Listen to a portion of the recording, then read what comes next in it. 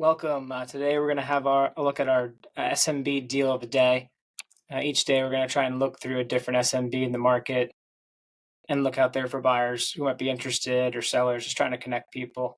To start, we're just going to work with deals that are listed. So, if we look at this business to start, we had an underwriting session on this last week on X, and we took a look at this credit card settlement company. So, when you look at this listing, the one thing that pops out overall right away is that they have 800 clients already on, with 4 years of recurring revenue projected out. So we'll explain how they actually make money in a second, but that's the main focus here is that you have a business with established customer base and some cash flow going forward, in theory listed by the seller.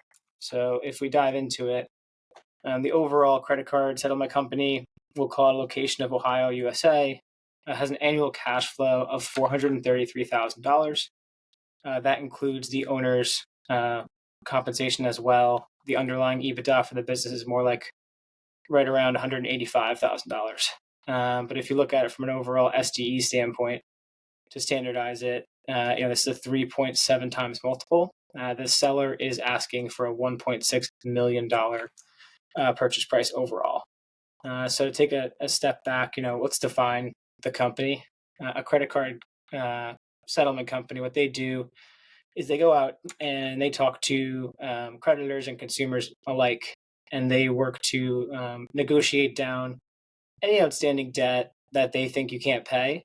Their goal when they go into this process is to settle between the credit card companies and the consumer with too much credit card debt, and figure out how to settle for a lower number and maybe also extend that number out to help consumers pay over time. And that's their basic business model. When you talk about how they actually make money, once these debts are settled, right? So once your consumer works with a credit card company and they figure out a customized debt plan over time, as that debt gets paid down, this company as an intermediary collects the fee, right? So their listing is talking about 800 plus clients who are projected to do, a little over $2 million, so $2.2 million in revenue the next few years, which should in turn get the new buyer about $1.1 million in cash flow. That's already baked into their projections going forward. And, as a buyer, that starts to get exciting in a sense if the actual underlying contracts do look good during due diligence. There's a chance that you have an established business here with some cash flow that you can work with over the next few years that's contracted and recurring. And everyone loves, recurring revenue in this space. So interesting business model there. When you look at, just to kind of summarize what they do from a product and service standpoint, the number one thing is debt analysis and debt planning. They'll sit down with consumers and say, okay, what does your balance sheet look like from an overall standpoint, right? How much cash is coming in, how much cash is going out, and also, what do you have left to pay between your house, your credit card, maybe a car loan, whatever it might be. And they'll also take a look at your income, understand, where you're at in terms of earnings. Did you get laid off recently? Did you have a trouble?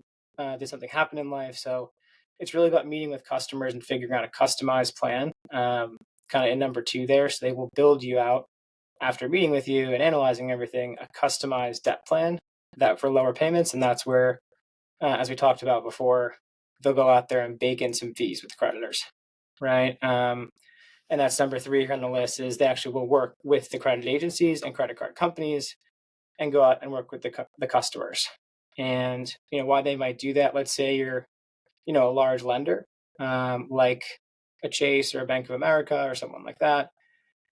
These large banks or large lending institutions might go to a negotiator like this locally and say, hey, can you go out and work with these customers in this market because we're having some problems, right? It can be cumbersome for the creditor to do all of that work themselves. So they'll go out and work with companies, like this in the market. A big question for a lot of searchers, it's always why now? And I think with this business, if you look at it, there's a clear issue with credit card debt in America. If you look at credit card debt from the New York Fed here via CNBC, we're over $1 trillion in total credit card debt in the U.S.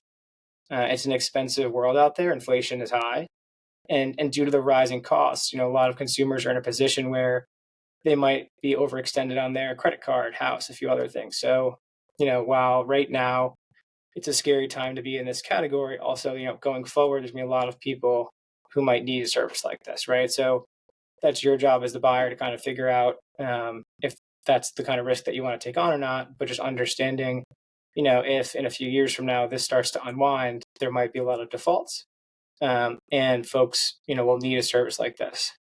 Now, that works both ways.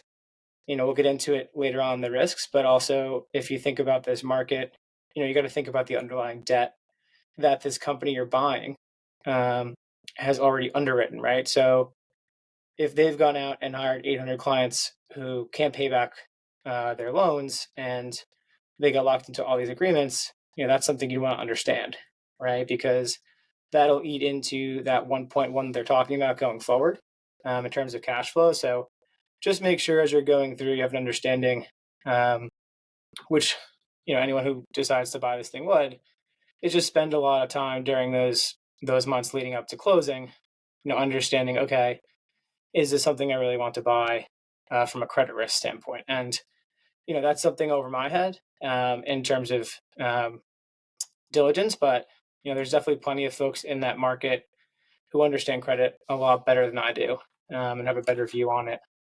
But if you look at this $1.6 million purchase price, so that divided by the overall annual cash flow of $433K, you're buying this thing at a reasonable, 3.7 x acquisition multiple, below 4. And then if you assume, for simplicity, just a max debt structure of 90% SBA and a 10% down payment, assuming that you can get 10% of that, half of that 10% financed by the seller, which is a popular method, but sometimes doesn't work.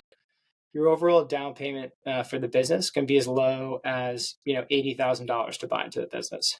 Now, there's a lot to look at there, and we don't do recommendations, but in terms of that, just to get you a baseline idea of how much you might have to raise, in addition to this, there's additional deal costs involved, et cetera. So this is just to get to a baseline, headline number based off what is listed. And the other thing is too, this is prior to any due diligence. So always encourage people to do your due diligence before you offer anything like this to an owner. But obviously during due diligence, things can get impacted in terms of price. So that's just our little disclaimer. But $80,000 down to buy this $1.6 million business, assuming max debt. Again, if you're looking at this and saying, I might want to put a little bit more on the cap table, you can, in terms of, putting in more money than just the $80,000 to have less debt. But that's obviously up to each individual buyer. And the other thing here is this $80,000 can either come from yourself or from a group of investors. But there will be a percentage of that underlying commitment that you'll have to put up as a individual. And then, the big thing on the debt there is understanding that, and this is all, for the lender side, but that an overall SBA loan there, that's personally guaranteed up to 25% to start. But what really happens in practice is if that loan does default, they'll come after, all of your assets. So it's a very serious decision when you do something like this. But, you can get started with just 80K because to get to the good part, how much cash do I have post deal? If you put down this $80,000 and you buy this $1.6 million asset, if you take the overall SBA payments, which is a combination of monthly interest payments, and there also includes principal. So the loan is fully amortized over 10 years. If you look at that payment there of $238,000, and do a DSCR look through, you're well above sort of the 1.5 threshold that some lenders talk about. And then if you look on a post deal cash estimate there at the bottom, coming into this thing, the business earns, $433,000. You buy the business with 80% or $80,000 down, plus, $1.4 million in debt here. That $1.4 million in debt, if you look at it and amortize it out, and there's a simple lendingtree.com calculator you can use to do that. We can show you in the comments, but that number is what you subtract just to get an estimated number of what this thing might look like for a test before you kind of dive in, right? And after everything, you should earn 195K of new cash annually to pay everything back, right? So that's where a business like this is interesting in terms of you're only putting $80,000 down, and there's a chance you can get your money back within a year. If you have to put in the seller's note as well, the other 80, let's say it's 160K, estimated new cash would still cover that. So there's a chance you can kind of get paid back within the year on an overall deal basis. And this, of course, assumes no outside investors, et cetera. So there's a lot of ways this can be structured, but again, we're just trying to do a headline deal. Other things to like about the business. So 15 plus years in business. It was founded in 2006. Love to see that because only about 25% of businesses last beyond 10 years. So they've been doing it for a long time. They've got established clients. They remade this model in 2009, post financial crisis is when they established it. So, that was a great time to start a business like this, given how strapped for cash where people were following the financial crisis. And, another wave of credit crunch seems to be coming. So that's why, as a buyer, it might be a good time to get ahead of the other side of this thing. There's only 5 total employees. And, while there's been increased competition in the space, this company differentiates themselves by being a company that offers personal feel to their customers. This isn't a fun situation for anyone to be in, but going out and collecting debt does take a lot of interpersonal communication. So this company works on a personal feel with their customers. If we go through some highlights, as we mentioned earlier, it's an established client base. They have 800 plus clients with projected 1.1 million in cash flow. It's an established business with 15 plus years of operating. And there's only 25% of businesses make it past 10 years. And then the third thing just being, it's over $1 trillion in credit card debt outstanding. And this is going to be a strong need going forward for, a lot of folks in theory.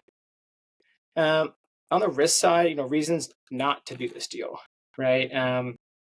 Economic downturns like we're in now, can really affect a borrower's ability to repay debts, right? So you have to look at their overall book and understand, what you think can still be collected, whether that be, an overall credit score, payments going forward, et cetera. I dig into that just to understand, hey, you're actually going to get this $1.1 million of cash.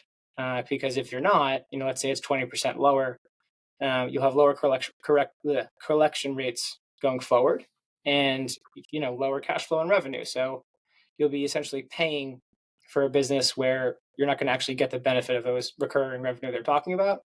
So just make sure you understand that. And it can be hard, in a market like this where defaults are very high. Credit card companies generally are hard to work with and underwrite, right? Because you really don't want to extend any more credit. But this is the other side of collecting. So it's, your job as the buyer to figure out the business a little bit better.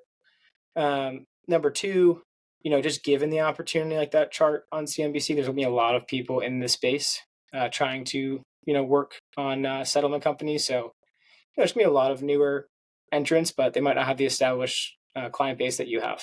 So just a good thing to understand. And then 3, just regulatory costs in the space. Anything with financial products or, government debt collection, stuff like that. If they change a rule quickly on you, all of a sudden costs can add up a lot.